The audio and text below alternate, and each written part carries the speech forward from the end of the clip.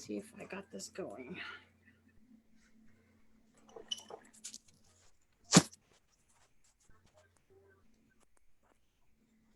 And we're good. Hey everyone, it's Sir Ruthkin up in Ontier, and I'm here tonight with His Royal Majesty Bela. Bela. I did it right the first time. Yeah. Of the Outlands, I think he's on his 7th reign, and this one's been a little bit longer than I think he was anticipating. Yeah. So I usually start these. Well, first I want to thank you for agreeing to do this with me. This has been such a interesting journey for me to talk to all these people and hear their journeys too. And I appreciate you participating.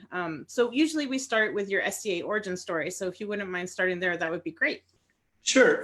First, I want to say thank you to you and your sister and everyone else that's doing these types of things to, number one, give people an avenue to keep in contact with each other during these crazy times in the SCA. And it's also a great, you guys are really video documenting the history of the SCA in a lot of ways. And it's been very cool to watch. And I haven't seen every show, but I've seen a lot of them. And I really appreciate what you guys are doing. And I really am honored to be a part of your show. So thank you. Well, I really appreciate that. Thank you very much. So for me, this is my 30th year in the SCA, all of those in the Outlands. I was originally talked to about the SCA around December of 1989, somewhere around there's like the late 1989. I worked with a fellow who was just constantly talking about the SCA and what it was and everything. And at the time I had just had a new daughter. My first daughter was born at the end of November. And so I didn't have a lot of time. And I don't think I was really paying attention to what he was really saying actually either, because he was always talking to me about it at work and I was work focused and busy and not really paying attention. And then a couple months later, that guy joined my D&D gaming group, and one gaming session he showed up to, he came right from a war practice where they were getting ready for Australia War. And he brought all of his armor and all of his weapons, and he came in, and I think we lost 3/4 of that gaming session because we were all talking about all of his gear and all of his weapons and everything. And so I went to the first practice I could go to, which I think was either 2 or 3 weeks later, because he came like the week before Australia, and then everybody was gone and the next 2 weeks. And so the first time I went to practice, I put on armor, and I think I was only in armor for about a half an hour because they had one suit of loner armor and there were like 5 of us that wanted to try it. So they put each of us in it for like 20 minutes and then took it off and put it on the next guy. And I had a blast. I had so much fun, and it was, I was hooked on the fighting, absolutely, right away. And so I went to as many fighter practices as I could. But at the time, like I said, I had a newborn daughter. I was very young. I was 20, trying to make my way in the world. So I didn't have a lot of time, didn't have a lot of extra money. And I was also at the time on a very competitive traveling softball team. So every weekend in the summer, pretty much, I was in Colorado, New Mexico, Kansas, somewhere playing softball. And so I didn't go to a lot of events the first 3 to 4 years that I played. I'd actually say probably the first 8 years I played, I was very fringe at best. Like I would go to 2, maybe 3 fighter practices a month, but maybe 2 events a year, just due to timing and whatnot. And it was a great escape for me. It was like, I met a lot of great people and I had a lot of fun, but to me, it was just, I grew up doing combat sports, and I grew up doing martial arts and boxing and playing competitive sports, baseball, football. And this was the first thing that I didn't treat it as a sport when I came to it. I just treated it as fun. So for really the first 8 years, all I did was put on armor and fight. I didn't do anything that I would consider training. now, because it was just fun. It was just my escape. And after about the 8-year mark, my oldest daughter was older, and my youngest daughter was old enough that they could come to events and have things to do. And so I started going to more events, and I started doing more things. And that's when I really became involved in the SCA, and I really got hooked in the SCA overall. And what I realized very quickly, well, not very quickly, but after that 8 years of getting to play and have fun, I kind of looked around and went, there were a lot of people that did a lot of things, hosting events, being officers, that type of thing, that allowed me and people like me to just come and play and not worry about it. So I started looking for ways to help out. I became deputy baronial earl marshal for a couple of years. I was my baronial seneschal for 2 years. Autocrated events, helped as the brute squad for many events, helped, do tear down, cleanup, all those types of things. So for me, like after that 8.8-year point, I kind of started like really realizing this is where I wanted to spend my free time. And so I started looking for ways to give back to everybody that helped me have fun, and also try to make it so that the people that came after me would be able to do, like what I did, and take their time and find the things that they really enjoyed before they were, kind of pressured to do too much. So that's really cool. So what flipped after 8 years? Was it that your kids were older and that you had more flexibility? There's a bunch of different factors. Like my kids were older. I had a little bit more disposable income. I had a better job. I had weekends off. I stopped playing softball, so I had the ability to go to events. But I think the biggest thing that really switched for me was the realization that the people that I met in the SCA and the friendships that I forged there were very important to me. And they were people that I wanted to be lifelong friends, and I didn't want them to just be acquaintances that I saw on the weekends. And so I started dedicating more of my time to the SCA because of that. Like just right around there is when I got squired, and that had a profound impact on me, and it made me want to do more and be more in the SCA. And like I said, just the people. Like there were times during that 8 years where I was very fringy, where I wasn't as active as maybe some people would like me to have been. But every time I came to an event or every time I came to a practice, I saw a group of people that were, for the most part, actively trying to make themselves better by building everyone around them up.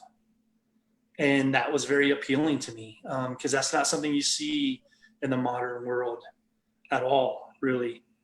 And that to me, sadly, I think is the biggest change that I've seen in the SCA over the years. Is when I first joined, I would say the overwhelming majority, 90, 95% of the people that I met were actively trying to build each other up always. And now I'd say it's probably about 50-50. And you have 50% of the people that are really trying to build each other up and help each other be better. And you got 50% of the people that view this as a way to hold other people down and keep them back. And I just don't understand that. I never have. Yeah, I don't understand that either. I don't know how that the pay it forward mentality isn't passed on to a group. And I'm wondering, like, maybe it isn't 50-50. Maybe they're just really loud on social media. I don't know. and honestly, my numbers are probably way skewed. That's just how it feels to me. Yeah. And I think you're right. I think there's still a lot of people out there really trying to help build people up and make everything around them better. But I think the ones that aren't are a lot more vocal, and with the advent of social media and instant communication, it's a lot easier for that one negative comment to spread to all of the kingdoms of the known world in 5 minutes. Right. They have an instant platform. Yep. Yeah. So, okay. That makes a lot of sense. I mean, that's one of the things I think most people who fall in love with the SCA fall in love with, that is just, the community building is so huge. Absolutely. And like I said, I spent a good 4 or 5 years on very competitive softball teams where I would travel around the whole Southwest of the United States. And I was with these people. We'd play 3 nights a week plus tournaments every weekend.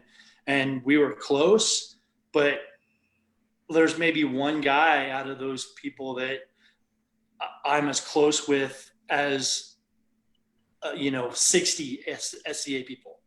And it's one of those things where I know, if I'm driving across the country and I have car troubles and I break down, I can send a text message or make one post on Facebook, and within 20, 30 minutes, I have multiple options of help or people trying to help me out. And you just don't get that in a softball league or a bowling league or anything else. And that's the world I want to live in. So that's where I want to spend my time. That's super cool. So for that 8 years where you sort of were a French player, what kind of fighting were you doing? Were you a war fighter? I've always been a war fighter. I prefer melees. To me, it's the most fun. That's where I can just turn my brain off and go play and react to the situation. And I just love melee fighting so much. I say all the time in my kingdom that I'm a melee fighter, and everybody like rolls their eyes and, yes, Your Majesty, of course you are, right? Like, doesn't mean I can't fight tournaments. Doesn't mean I don't fight tournaments. It just means that I prefer melees. I fight with anything and everything, really. I'm not a big fan of shields. I'll be completely honest. The first year and a half that I fought, the barony gave me a 2 foot by 4 foot rectangle scutum made out of 3/4 inch plywood. And that's what I fought with for the first year and a half. And it was heavy and beastly in a tank, and I couldn't see anything. And that really developed my disdain for shields. And so as soon as I could, and as soon as people would let me, I started playing with multiple weapon styles. I love 4-foot axes. I love fighting with glaives, great swords. I fought 2-stick Florentine for a really long time, but my main weapon of choice is sword and madu. And I kind of stumbled along that on accident. But it's also been the style that's, to me, it's the most transferable from my background. And so it's just always appealed to me, and it's a style that I really enjoy fighting. So can you tell us the story about how you stumbled on it and what the martial arts background is that translates? So I started Golden Gloves boxing. I did that from about 5 or 6 is when I started, and transitioned from boxing into kickboxing, and from kickboxing into Muay Thai, and from Muay Thai into Brazilian Jiu-Jitsu and MMA type stuff. And so I've always been doing some kind of just combat sport where I hit people and get hit, and I've really enjoyed it. And so coming to this and having, just put a stick in my hand and fight, it's different, but it's not that different. So I had a lot of foundation there that transferred over, and a lot of, no fear of being hit, no fear of hitting somebody. You tell me to hit that guy hard, I'm going to hit him hard. So, I know a lot of newer fighters, that's something you have to work through because we're raised our whole life, you're not supposed to hit people. So, like I said, I came to it just playing and for fun. And when I first started to look at training, the very first time I went and worked on a Pell, at that time I was fighting Florentine. And so I had my 2 swords in my hand, and I was hitting the Pell.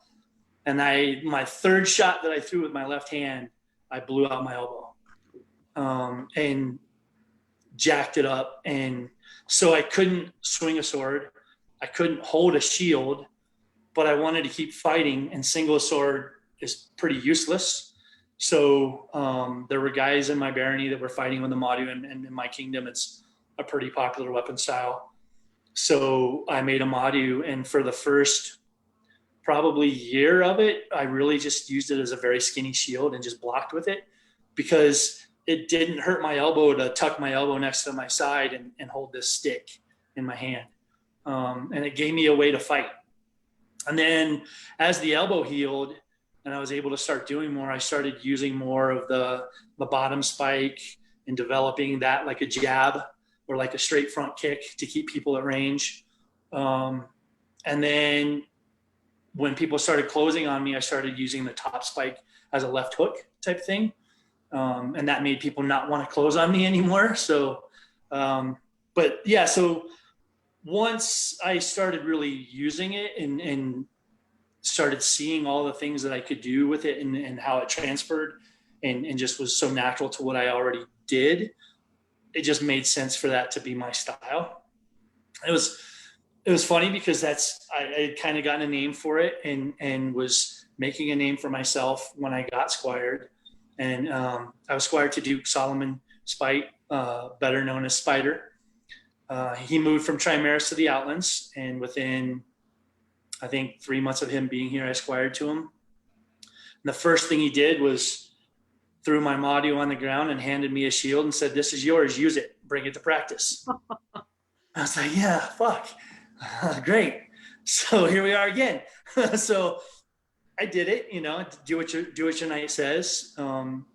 Did it for about 6 months until I got tired of it. And then one day I showed up at practice and my knight said, "Squire, where's your shield?"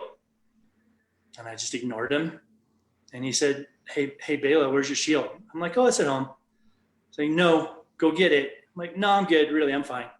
Put my stuff on. And the more he's telling me to get my shield, the more I'm blowing him off, and the madder he's getting as I'm putting my armor on. And so I put my armor on, grab my stuff, and I go out and I stand in the field and just look at him. And he comes out with his gear on. He's like, "Go get your shield." And I went, "Make me."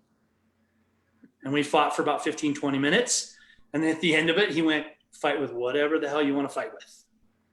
And I was like, "Thank you." So from there, pretty much fought with whatever I want. Excellent. So you were already fighting Madu before you got knighted? Yes. Okay. Was that your primary form when you got knighted? Yes, it was. And what was it about? Oh my God, his name just went out my head. Your knight, Spider. Spider, whichever. Solomon. I'm like, I know it's like a biblical name. What was it about Spider that you clicked with, that you knew that he needed to be your knight? So when he moved here, I had heard stories about him. I'd seen him at Penzik, and not Penzik, but I'd seen him at Estrella a couple of times. And his knight moved from Trimaris to Denver a long time ago. And so when Estrella would happen, Spider would come out and camp with them. And so I'd get to meet him and I'd hang out with him. And he was one of those, he was just really, really technical and really, really fast and really, really good. And honestly, I never wanted to be a squire. I didn't think I needed to be, and I didn't really want to be. And so when he showed up and I knew who he was, I was like, well, I'm going to go fight that guy because he's really good and I want to prove myself. And so the first time I fought him, and again, I think then I was still fighting Florentine the first time I fought him. And, he had a whole line of like 15 guys waiting to fight him. So I waited my turn and I got to fight him. And, he's gone through like 8 or 9 guys by the time I get to fight him. And he whooped my ass for sure. But, I laid a couple of good shots on him and I, hit him really good in the ass with an ass wrap and, got his attention a couple of times. And the very next week at practice, he walked up to me and went, "I got a red belt with your name on it. Tell me when you want to start wearing it." And at that moment in time, I was like, I don't need that. I'm good. And then I went home and I thought about it and I was like, well, this guy is one of the best in our sport and he sees something in me that he wants to teach me. So I should at least have that conversation and see what it means, see what he thinks it means, what I think it means, and if we can do this. And so we talked about it for a couple of weeks, and then came to a mutual agreement, and I became a squire. And the rest is history. How long were you squire to him? Right under 2.5, 3 years. Okay, so after you got squired, it was a pretty fast path to. Yeah. So pretty much once I started taking the SCA seriously and started treating it like the big part of my life that it is, things happened fairly quickly. Like I didn't have an AOA. I had no awards when I was squired. I didn't get an AOA. I got my Kingdom AOA Fighting Award, and that's where I got my AOA. And that was the very first award that I got in the society. And I think I got my Stag's Blood 8 months after I became a squire.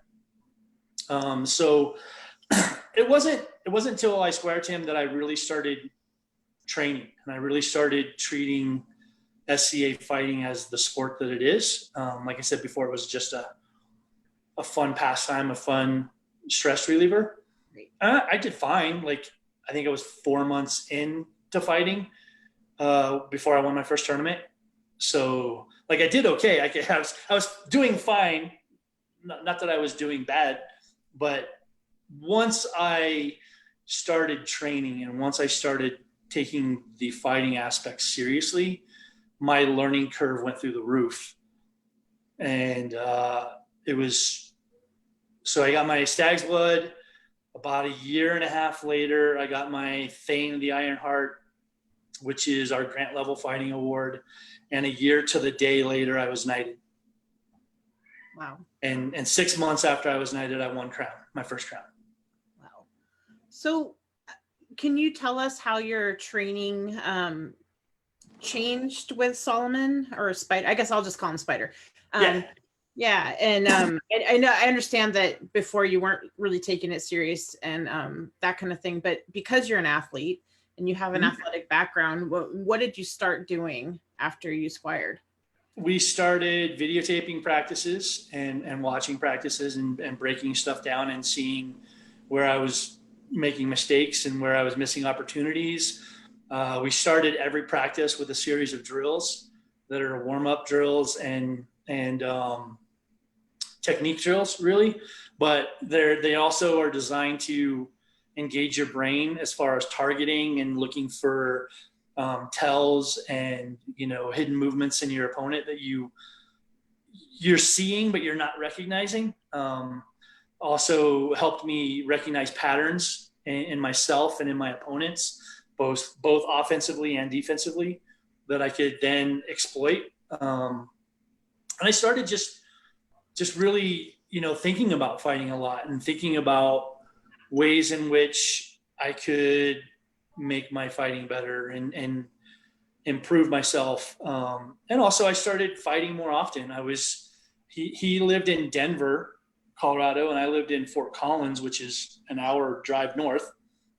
So I would drive down to his fighter practice once a week, and he would drive up to my fighter practice once a week. And I was trying to hit another local practice. So I was probably fighting in that 3.5 years while I was a squire, I was probably fighting at least three times a week, usually 4. And then once a quarter, I would get in my car at 2 a.m. on a Saturday night, throw all my armor in it, and I would drive 7 hours to Albuquerque, and I would get there just as fighter practice was starting.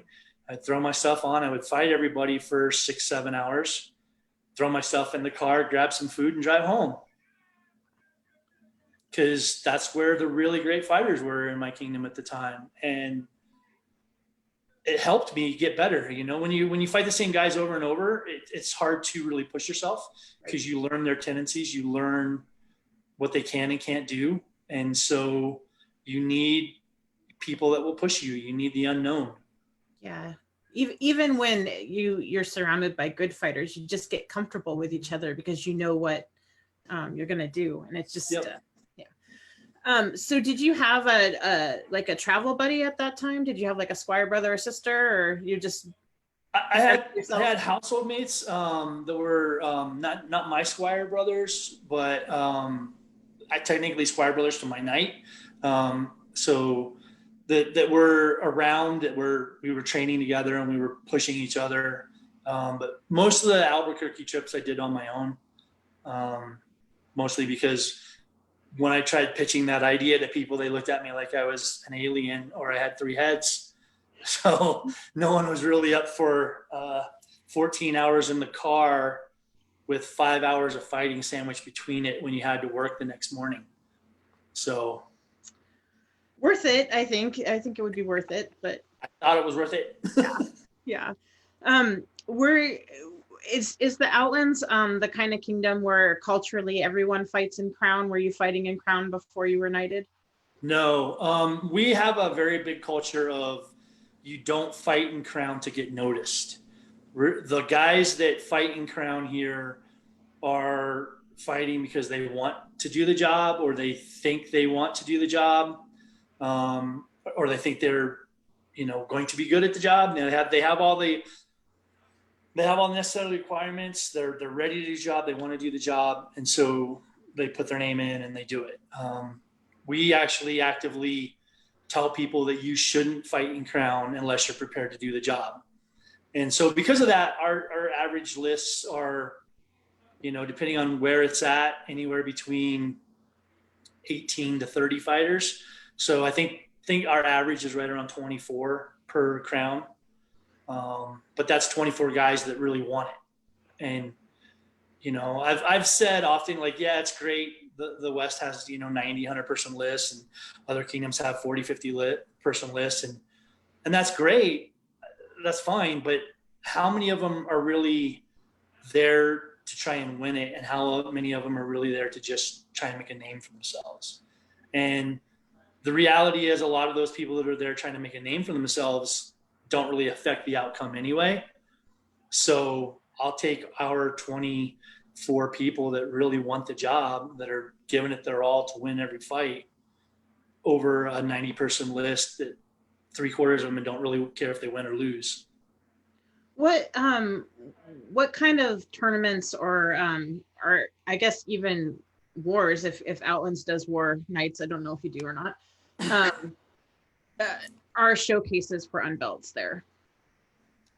So we have the Warlord tournament, which is a big one. It's usually a multi-weapons format. And the winner gets to be the Warlord, which is kind of like the Kingdom cheerleader.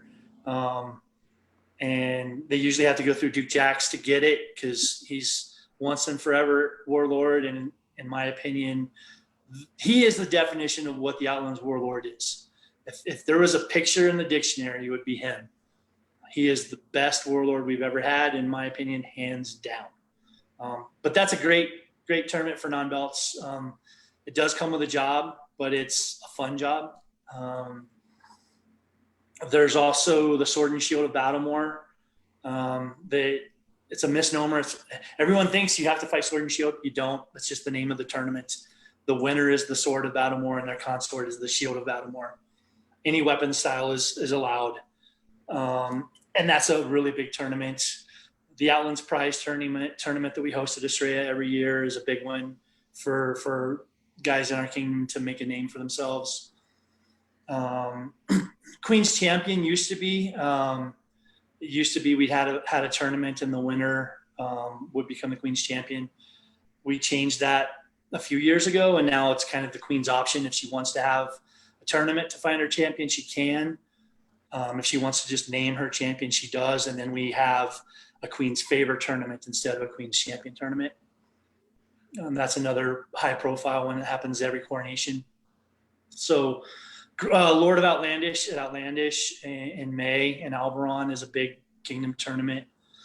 So we have a fair amount of tournaments that people can fight in and make names for themselves. And, probably every 6 to 8 years, somebody throws together the idea of a tournament circuit, and you have to travel to various areas to fight in all the different tournaments. And every, there's all the baronial defenders and shire defenders and things of that nature throughout the year too. So we have lots of tournaments, but we're also always fighting, doing melees pretty much every chance we get to have a melee. We find it. we find a reason to do it. So, That's cool. So when did you start fighting crowns? I fought my first crown about a year after I got squired. I fought in my first crown. And I was really looking forward to it. Like, I had a blast. I had a great time. And I was expecting to just catch some eyebrows, make some people raise some eyebrows. And the first round I drew a knight, because in the Outlands, first round is a challenge round, typically in Crown, where the non-belts challenge a knight or a peer to fight. And I challenged Sir Haroon, who was in a household with me. I've known him since day one. So he was an easy fight in terms of comfortableness, because I've been fighting him my entire time in the SCA. But he's a really great fighter, and a guy that is a badass. So by no means did I pick an easy fight, right?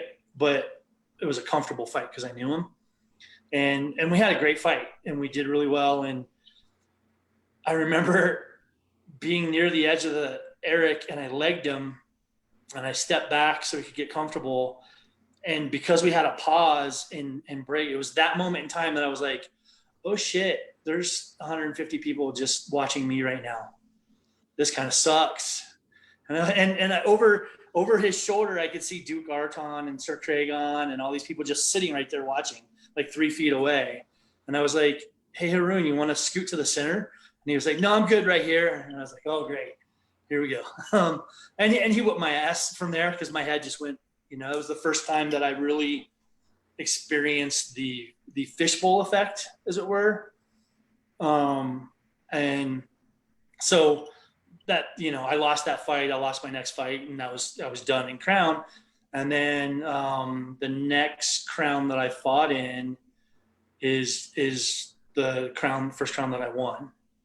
And so I was knighted at Fall Crown, and then leading up to Fall Crown, I tore my ACL in my knee playing hockey, and went to Estrella War as the test to see if my knee could handle surgery, or my knee could handle fighting Crown. And it did okay. So I scheduled the ACL replacement for 2 days after Crown tournament. And I fought Crown tournament on a torn ACL and won my first Crown. So I guess you got over the fishbowl effect. Yeah, it really affected me the first time, but then I sat back and thought about it. And when I really sat back and thought about it, I was like, you've boxed in front of people, you fought in front of people. This is no different. Like, why are you making it a thing? And that's kind of, back then I didn't really have a very good mindset as far as stuff. And I was surrounded with a lot of people who treat Crown tournament as this very special thing. And, you have to have this serious routine, and you have to keep people 50 feet away from you at all times. And I was like, that's ridiculous, man. Like, it's another day in the park with my friends. That's all it is. And so once I made that realization, and once I made that transition, it's never bothered me again. I treat Crown tournament and any other big event as just another day in the park with my friends. So it helps keep me loose and helps keep me relaxed. That's cool. That's something that I hear from a lot of people. When you let it go, what you think it is, and just let it be the fun thing that it's supposed to be, then the pressure goes away. Yeah. So let's talk about your knighting. Was that a surprise? Very much so, actually. So I was the seneschal of my barony at the time, and we had a lot. It was a weird time in my kingdom. There were some things that happened at Australia War, and some people got in trouble, and a couple of members of the chivalry resigned their peerages, and it was not a good time in our kingdom, and it was very very weird. It was very and as an unbelt and someone that I knew was being watched, it was uncomfortable. And so and I was seneschal and I was a grant level fighter, and so a lot of the other fighters were coming to me and asking me questions because I was safe. I wasn't a knight, right? I was a guy that they could talk to, and they were asking me things like, well, what does this mean? You know, what are the knights going to do, and what does all this mean for the kingdom, and what does this mean for us, and what do we got to do, and all these types of things. And anytime anybody would come to me and say that kind of stuff, I would just say, you know, just keep being who you are and keep doing what you're doing, and let's just take a breath and watch and see what happens. And you know, the shift circle and the crown will send a pretty big message of what they want and what they expect of a knight with the next person they pick. You know, we'll wait and see what that's going to be. And then we had this event in the Outlands called Stags Con, which is a service event for all of the kingdom officers to come together with all of the local baronial shire college officers and kind of help them with their jobs and teach them how to do their jobs and stuff. And so I was at that event as seneschal, doing my gig as seneschal, and I got called into court and offered admittance to the chivalry, and I was the first guy they offered after all that mess. And I was like looking around like, but I'm not that guy. I think you've made a mistake. So yeah, it was very much a surprise. And also there was also a lot of weirdness happening in my mundane life. I was my first wife and I had decided to get a divorce, but we were keeping that kind of on the down low because our daughters, it was right near our daughter's birthday, and she was 5 at the time. And, you know, so we were like, we're going to wait till we're like 3 months past that and then make it official. And so like I had a lot of inner turmoil and a lot of like upheaval in my life. And the last thing I was even thinking about was a white belt and chain. And so then they offered. And yeah. And there's still days that I'm like, so a month from now, September 9th, will be my 19-year anniversary of being a knight.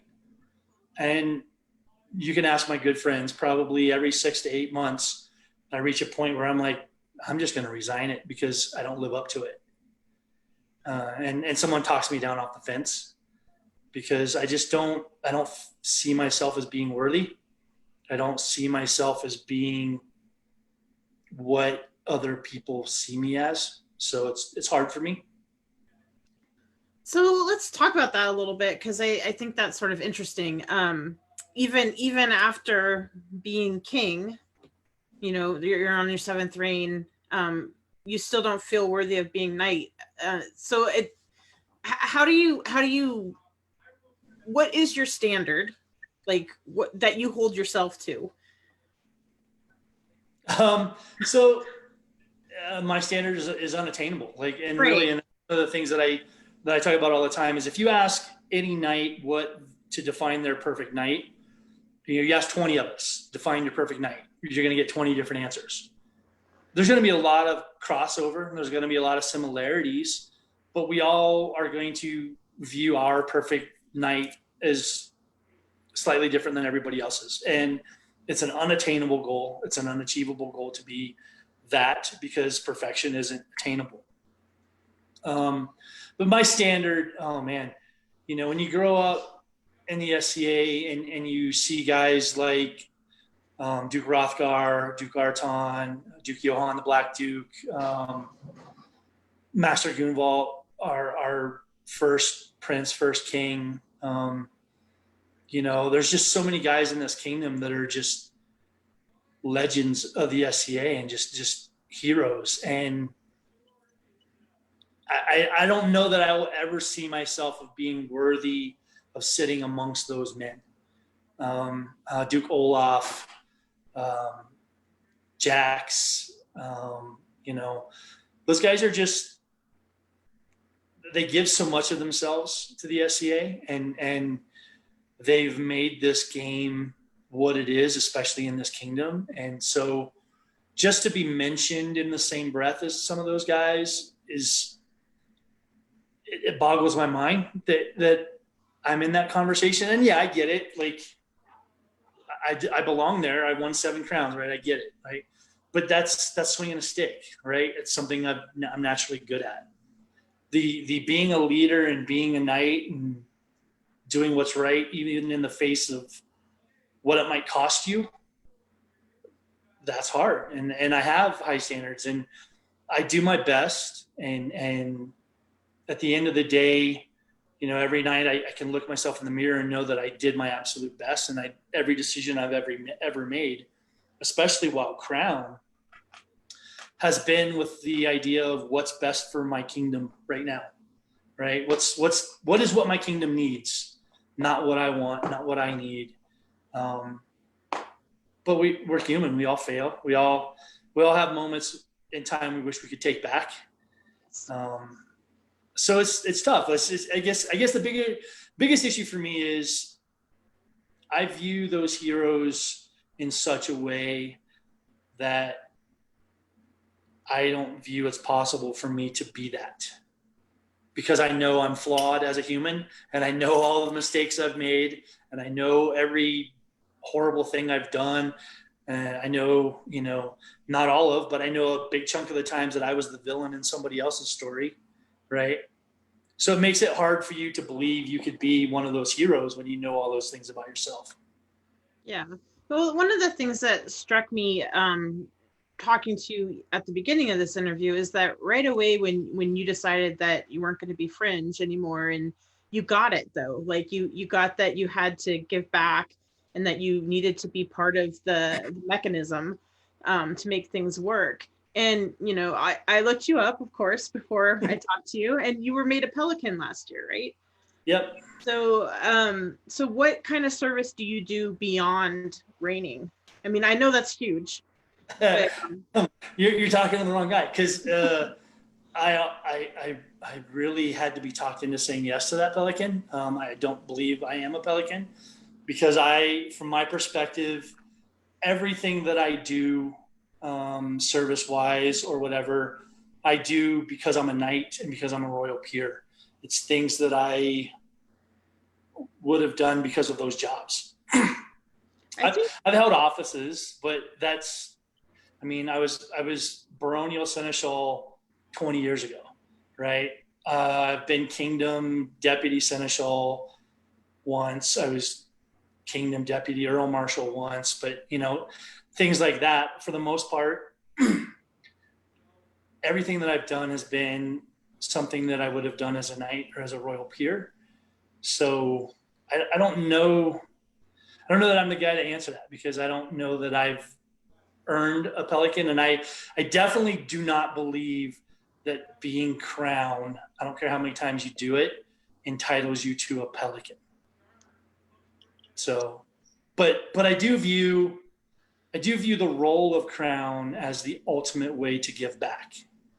It's the ultimate service to the kingdom. And that's a large part of why I've done it as many times as I have, because it's no fun being the king of Facebook right now. It's no fun being king during a pandemic.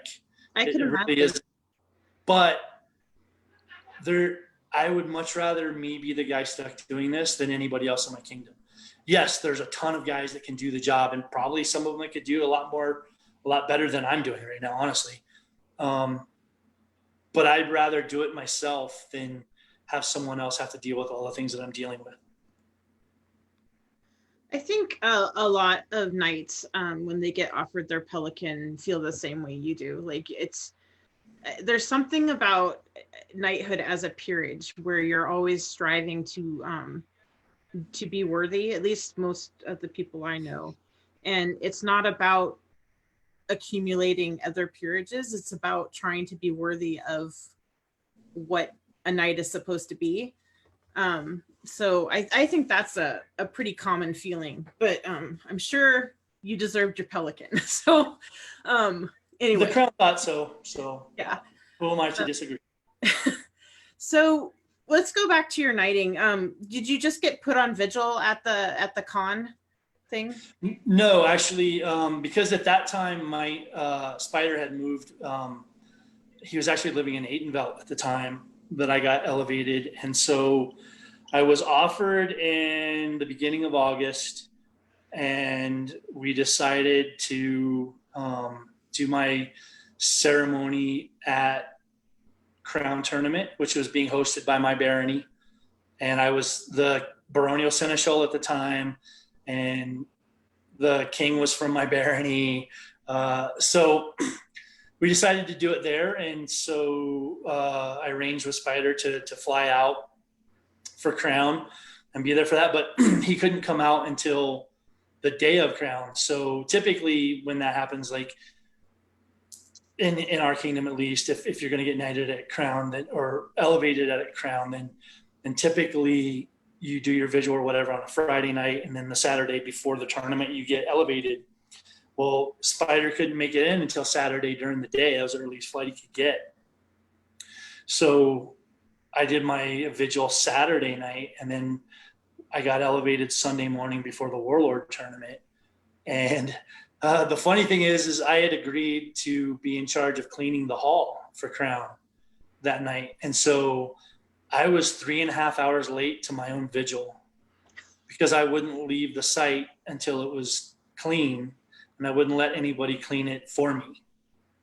So I'm sure there were a lot of people that were waiting at the vigil to talk to me who were a little upset with me, and I get it. I totally get it, but I wasn't going to have somebody else have the responsibility when I'm the one that said yes, that I volunteered to it. So yeah, I was elevated, and I was elevated by Conan and Eleanor II, and Conan was still not a knight at the time.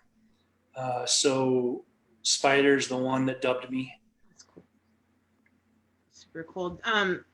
Did you have? I realized you were late to your vigil, but did you have sort of like a traditional vigil where you had the bath and all that stuff, or?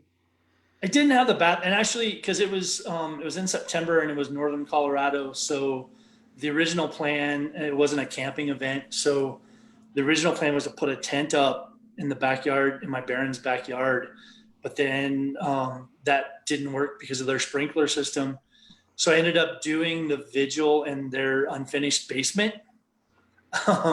So I stayed up all night, but we didn't do the traditional bath. I think mostly because Spider was jet lagged from flying, and he passed out. He had to go get some sleep. So he went to my house and went to sleep, and I stayed there for the vigil all morning. But yeah, so I missed out on the bath and the shaving part of it. I'm kind of bummed that I missed out on that, because that's something that I've done to my guys that have gotten elevated. Maybe on your 30th anniversary, you can have like a reverse vigil. Yeah, maybe. The bath. Maybe. Good idea. Party. I don't know. So your knighting, did Spider give you any cool regalia, or? I got the household chain of Wa, which is, oh my God, it's this chain made of hotel lampshade chain, it's like, but it's cool. Been worn by every knight in the household. So I got that, and multiple people gave me spurs, and I think I ended up with like 6 or 7 different swords that people gifted me, and I think 3 or 4 chains and 2 or 3 belts out of it. So the big thing Spider gave me was the chain and a good heartfelt "don't fuck this up" speech, So hopefully I've lived up to that. Yeah. people are so generous in the SCA. I mean, getting 6 or 7 swords, that's crazy. Crazy. So tell me about going for crown right after you got knighted and winning. Okay, so like I said, so when I was offered, my mundane life was in turmoil. Um, was elevated, and about 2 months later is when my first wife and I made it official that we were getting divorced and made it public. And then right away, people started with the oh, now that he's a knight, he's going to ditch his wife to go chase women and stuff like that. And I was like, oh, awesome, cool. So I just needed, I was in a funk. I was in a not good way headspace, and I just really needed something to focus on and to put my energy into. And so I just decided I was going to win crown, and that's where I put my time and energy, and that's where I started training. And then tore my ACL in December, and I thought, well, there goes that. And then, but I kept playing hockey on it, and I was like, well, maybe I can fight. And so I just gutted it out. And then really, it's stupid. I shouldn't have done it, but I'd have done it again. I probably would do it again. And so I found a consort, and it was a business relationship, someone that I knew and respected. It was also a peer. She was a Pelican, and she had helped on multiple kingdom reigns before. So she had a good grasp of what goes into being crown. And she was very well known, especially in the south of the kingdom and outside of the kingdom. And I was more well known in the north. So it was a good fit, and went to crown and had a super magical day and won, and had surgery, and then spent the entirety of my reign watching everybody else fight because I couldn't. That sucks. Yeah, I went to my first Penzic as king and couldn't fight. Oh, that's the worst. I can't imagine doing that. It was a rough week. It was a rough week for sure. Wow. Well, at least you went and got surgery and you didn't try to tough it out longer. But No. yeah. So what was your favorite part of your first reign? Honestly, the moment and it also stick with me forever. It's like at coronation, when all of the knights were swearing fealty, and I looked out at all of my heroes and realized that they were swearing fealty to me. It was very humbling, and it was very powerful. And it was one of those moments where I was like, okay, if I screw this up, all of these guys are going to have words with me after this. And so I need to do my utmost to make all of them proud. And so, yeah, it really was a magical time. It was a wonderful time. We had a great reign. We traveled all over the place. We went to Artemisia. We went to North Shield. We went to, she went to Lily's. We went to Penzic. We just traveled all over. I think, so in the Outlands, we have 2 months as prince and princess, and then 6 months as crown. And so in that 8 months, I think I had 1 weekend off where I wasn't at an event. And that weekend we had a household retinue weekend at the end of the reign, and just watched a bunch of movies and cleaned a bunch of regalia and stuff like the week before we stepped down. So do you do that for all your reigns? Like, are you like one of those people that goes to something almost every weekend? For the most part, that's how it's always been. This reign's been really, pandemic aside, actually, this reign's been kind of weird because there just wasn't as much stuff on the kingdom calendar this reign as there typically was. I mean, usually we have an event almost every weekend in the kingdom. And the weekends that we don't have an event here, there's a big event in a neighboring kingdom that our crown typically tries to go to, or it's good if you can get to. So I've had more weekends off this reign than my 6 other reigns combined. And so it's been weird. Yeah, that is weird. When was your reign supposed to end? The first weekend in May. Okay. So we're 3 months past that now, and we still don't have heirs. So we got to cancel Crown Tournament the day, I think it was the day before Crown Tournament or 2 days before Crown Tournament was supposed to happen when we were going to get heirs, because it was the beginning of the pandemic. That sucks too. Yeah. Yeah.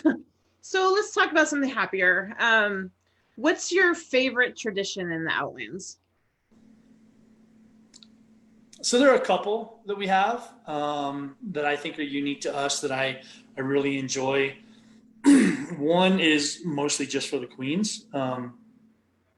We have a very strong tradition of Middle Eastern drumming and dancing in our kingdom. And we have a history of a lot of our queens who were Middle Eastern dancers.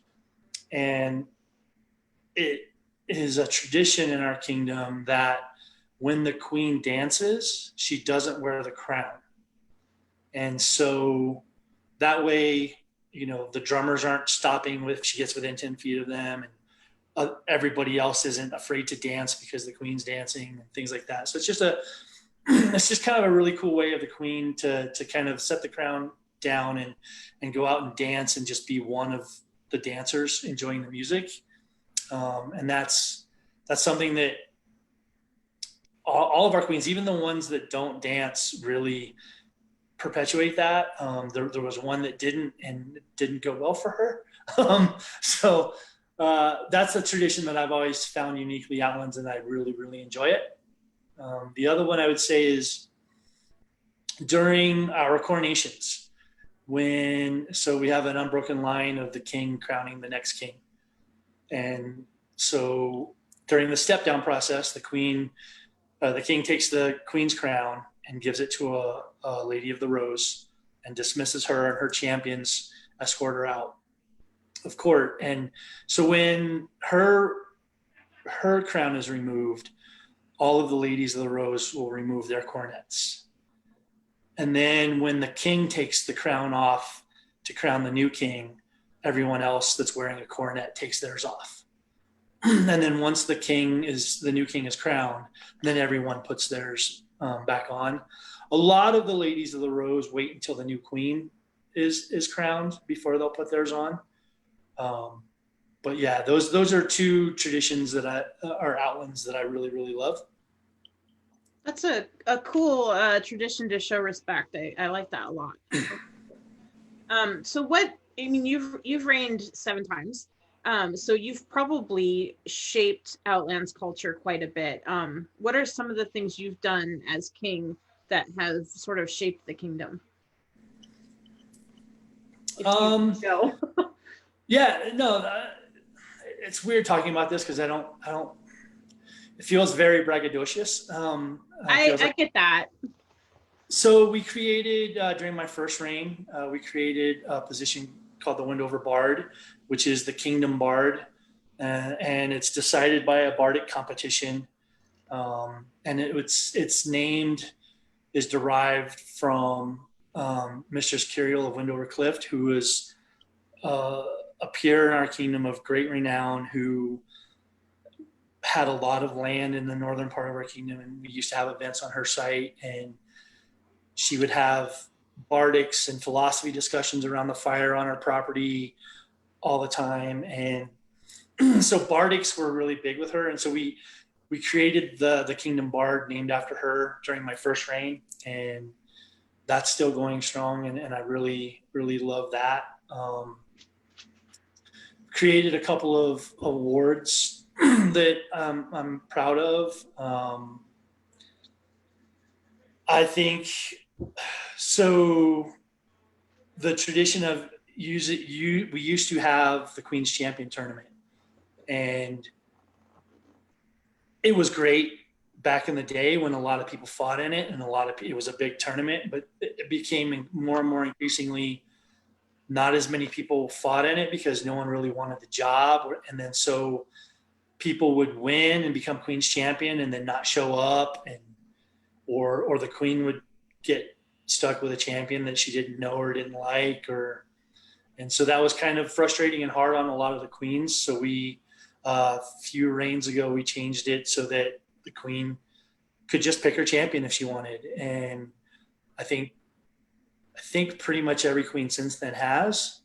But then we replaced that with a tournament for Queen's favor. So we still have the tournament and we still have the fighting, but this one doesn't come with a job. If you win, you just get a cool favor that the Queen made. We created a retinue position called the Princess's Protector. So the Sunday after Crown tournament is a rapier tournament, and the winner of that tournament becomes the Princess's Protector and is her retinue for the 2 months that she's princess. Because when you win, you don't have retinue. We don't have a lot of people, and so that's kind of something that we put together as the Queen's gift to the new princess. Is here's your very own retinue member. And the rapier community has always been very well known in our kingdom for people that have gone out of their way to take care of the queens and the princesses. So it was kind of a twofold thing. It was a way to give us another high profile tournament for the rapier community twice a year, and another retinue position where the up and comers could show their skill and also show what they're made of off the field and how they handle that role and the things that they do. So I think those are pretty big. It's funny, like Casca, His Excellency Casca moved here from Maitenveld, and he's a hero of mine and someone that I think is a dear friend. And for many years now, he's referred to me as the gatekeeper of the Outlands. And at first I kind of took it as like, that's some bullshit, and like, that's wrong, And then the more I thought about it, the more I'm like, no, he's right. Like, I kind of am. If you want to win crown in this kingdom, you got to go through me. And I'm okay with that. I'm okay with that moniker, and I'm okay with that viewpoint. Because I have given now 4.5 years of my life ruling this kingdom. And I've given a lot of me to this kingdom, and it means a lot to me. And people kind of refer to me as Grumpy Bela now and then. And I'm a lot less grumpy when I'm king than when I'm not, because it's a lot easier to be the guy making the decisions than the guy standing on the sidelines going, why did you make that decision? So, yeah, I don't know. I think those are the things that, some of the biggest things, really. Okay. I love that. When you first said gatekeeper, I was like, oh. And then the way you explained it doesn't sound so menacing, I guess. Right. So let's talk about some of your squires and training squires. How many squires have you had? How many have been knighted? So 5 have been knighted. I have 2 squires that one gave their belt back and one I asked for it back. And then I currently have 1, 2, 3 active squires. Well, I have 3 squires. 2 are active. 1 has been inactive for the past 7, 8 years because he's raising a family. He has a son that he's been taking time being a dad, and that's exactly where he should be. And one of the squires that I still have is, funnily enough, my very first squire, who I squired at Estrella a month before I won my first crown. And 3 months later, he moved out of kingdom, and I didn't see him for 16 years. And so he's now back playing SCA, and he lives in North Shield, and he's still my Squire. So I have 3 right now, and another one that might be a Squire soon. Cool. So I had to laugh when you told that that story about Spider and you being stubborn, because when I talked to Gabe and Nick, my sister and I interviewed them, and they lied. No. They told me that they didn't learn Madu from you. You know, they're both fighting it now. And I thought, how stubborn could you be to like have a knight who's so good at it and never in it? And then you told me how stubborn you are, and I'm like, oh well, now it sort of is cosmic. Yeah. So Spider is often fond of looking at me and telling me that I got all of the Squires that I deserved. So, and he's not wrong.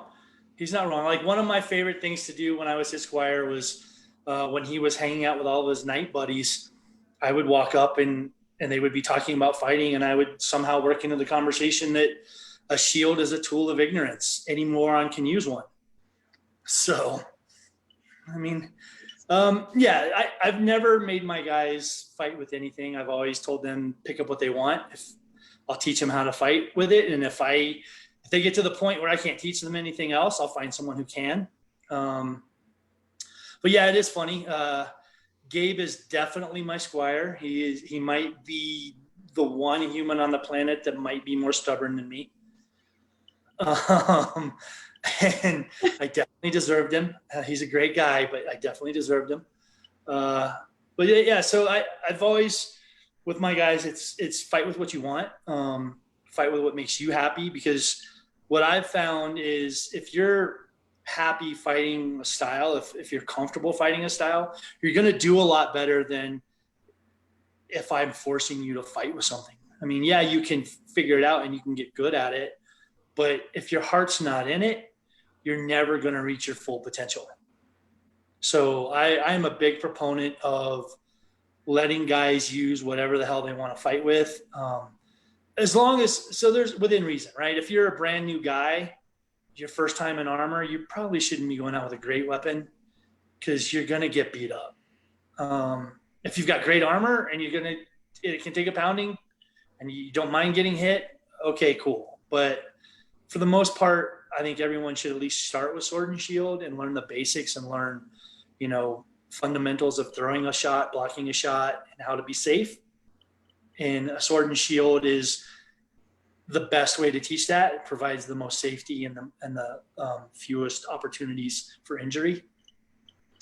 So, do you have things that you want to accomplish in the SCA that you haven't accomplished yet?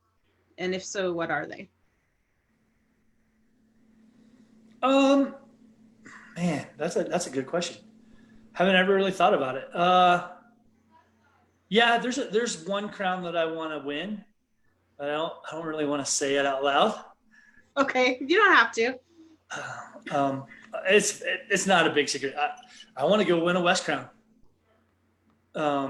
Because that sounds fun, and have a lot of respect for the guys, and whether I win it or not, to stay in the field and fight, Uther and Thorfinn and Connor and all of those, Fabian, all of those heroes of the West and heroes of the SCA, sounds like a wonderful day to me. So I think it would be fun to go do that. In fact, I kind of messed things up, because I was planning the crown that I won. 2 weeks later, I went to West Crown and I was planning on fighting in it, but I won our crown 2 weeks before that, so I couldn't fight in it anymore. I still went and I fought in the Roses tournament and I had a blast, but I wasn't able to fight in their tournament. So I think as much as possible in the future, as long as they will allow and I'm able to travel, I'm going to plan on fighting in West Crowns in the future. There's something about going and fighting in the place where it all first started that is pretty cool. It's, like the birthplace of the SCA. Mm-hmm. Their crowns are super fun. So, yep, yeah, absolutely. And I have a ton of respect for all those people, all the people that fight in it, and all of the all of the people that have won it, all of the people that have reigned there. Like I have a lot of friends from that kingdom, and so it's just another excuse for me to go out there and spend time with my Western friends. That's cool. All right. Well, I have I've taken you a little bit over the time, so why don't we look at your killing tool? Okay, this is the main one that I use. It's 36 inches long, and I prefer the metal baskets to the plastic ones because I do not like the plastic ones. Make my sword too tip heavy. This puts the balance point about an inch above my hand, and I really like that. This sword is a little different than what I normally make. I normally put a thrusting tip on it when I make that, and then leave the thrusting tip on until it falls off. And then I don't use a thrusting tip until I make a new sword. And I typically don't make swords until crown. So I get a sword, I use it till it's pulp, and then make a new one. The other hand, just so you have it, is I have my Madu.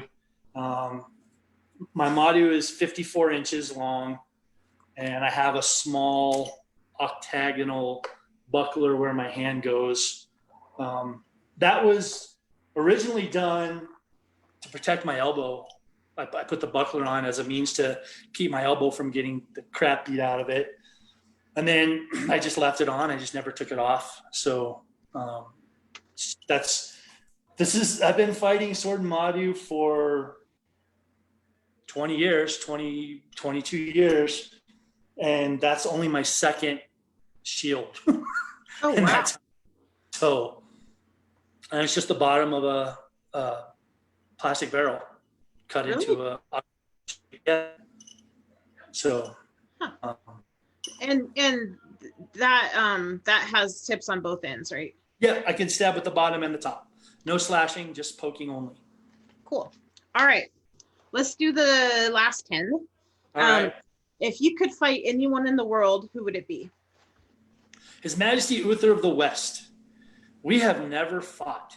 We've known each other for a long time. We've made it to like the semifinals and a ton of prize tournaments and big tournaments, and we always get the other guy. We have never fought, and we've never had the opportunity to do pickups after that. So he would be the one that I want to fight, just because I've never had the opportunity to do so. I want to like make a fundraiser at Estrella or something and be like, okay, we're going to just put Uther on a fighting field. And all of these people who have never fought him before each get to pay $5 and you get like a half an hour or something. You'd make a lot of money. You'd make a lot of money for sure. Well, he would have to decide what to do with it. But it's really interesting to me how many of the Dukes I've interviewed have never fought him. I was shocked that our king has never fought him because Uther used to come up a lot. Anyway. Yep. Who would you like to see reign in your kingdom? Probably Sir Griffith and his wife, Lady Sura. They are amazing human beings, and they have a very awesome sense of humor, and I think they would be a lot of fun, and I would just love to see the direction that they took things as crown. If you could talk fighting with anyone in the world for an hour, who would it be? Anyone that has an honest and sincere to learn. Really, I can talk fighting with anyone at any time. I try not to when I'm at events, social gathering. Like when you see all the big dukes and knights talking fighting, I'm normally not one of that crowd. I'm normally off talking about other things. But I'll talk fighting with anybody that really wants to learn, and those are the people that I enjoy the conversations with. That when you have those aha moments and you see the light bulbs come on during the conversation, that's the kinds of conversations that I live for. Cool. Let's see. What is your favorite medieval-esque or period movie? Oh man. Probably 13th Warrior. I have a lot of fun. It's just such a fun movie. I really enjoy it. It's a good one.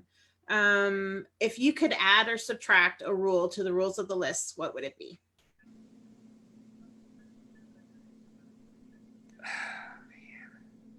I don't know. I think they're pretty covered. Okay. I don't think there needs to be anything in there.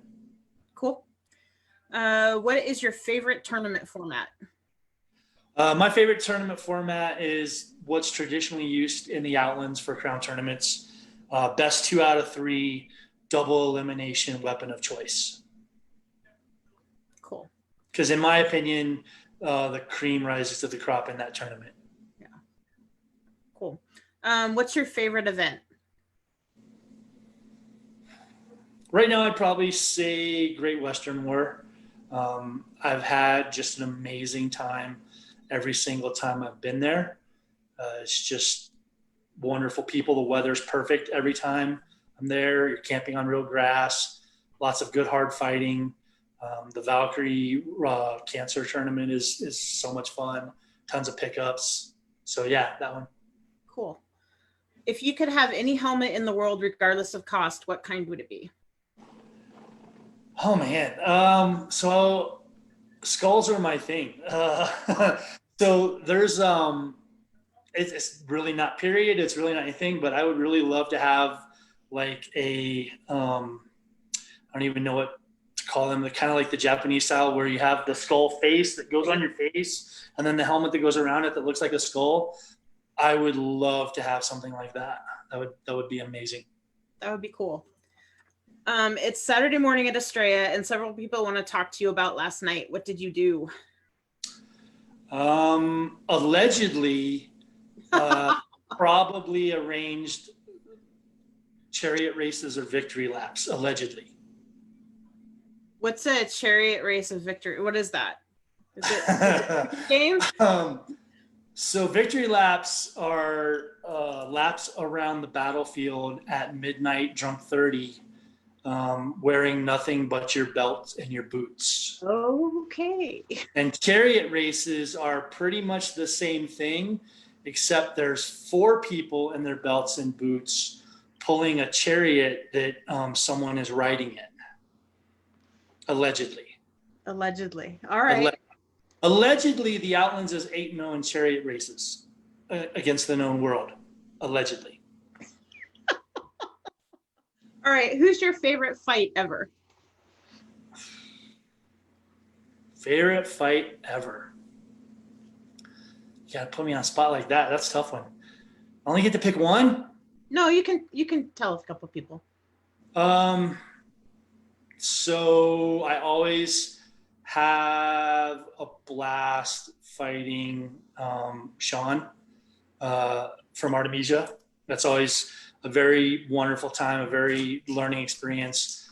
Duke Rothgar's another one of those guys that every time I fight him, it's just so much fun and so much high level technical fighting. You know, and there's not really a lot of ego. It's just a lot of let's just fight and have fun.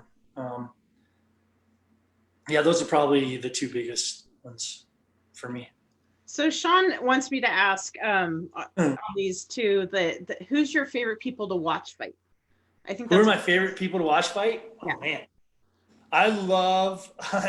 I've gotten a lot of joy in the last few years watching Duke's Finn from Onstiora and his guys pick up fight because they come from Amp-Guard. They have that Amp-Guard 2-stick style. And one of my former Squires, Count Leaf, he is good friends with those guys. And so I know their style. I know what they like to do, and I know what they're going to do to people. And so it's a lot of fun watching them wreck people that have no idea what's coming to them. Yeah. I love watching how they move. It's just so beautiful. And when they fight each other, oh my goodness. All right. The bonus question is, who is the cleanest fighter in your kingdom? I'd probably go with Sir Falnor. He's another one of those Amp-Guard guys that came over. And so like I get frustrated with him in Crown Tournament because he falls down and I'm like, dude, that didn't even touch you. It like whizzed past you. And he was like, no, it's close enough. You got me. Okay, bro, whatever. So I go with him. and as he's my grand squire, so and he's a knight in his own right now, but I still view him as my grand squire. So I get frustrated at him all the time, like, stop taking crap. It's got to be a good shot. Guess he has his own victory conditions, I guess. Well, it's just, I mean, they're used to different things. Like if you get touched amp guard, it's good. So he still fights that way. If he notices that you touched him, he falls down. So him easily. Cool. All right. Well, thank you so much for talking to me. This has been really cool. I've really enjoyed it. Found it very interesting. So thank you. I had a blast.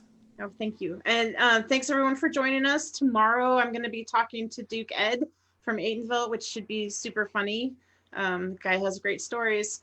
So yeah, thanks everyone. Thank you again, Your Majesty. I appreciate it. See you guys later. Bye-bye.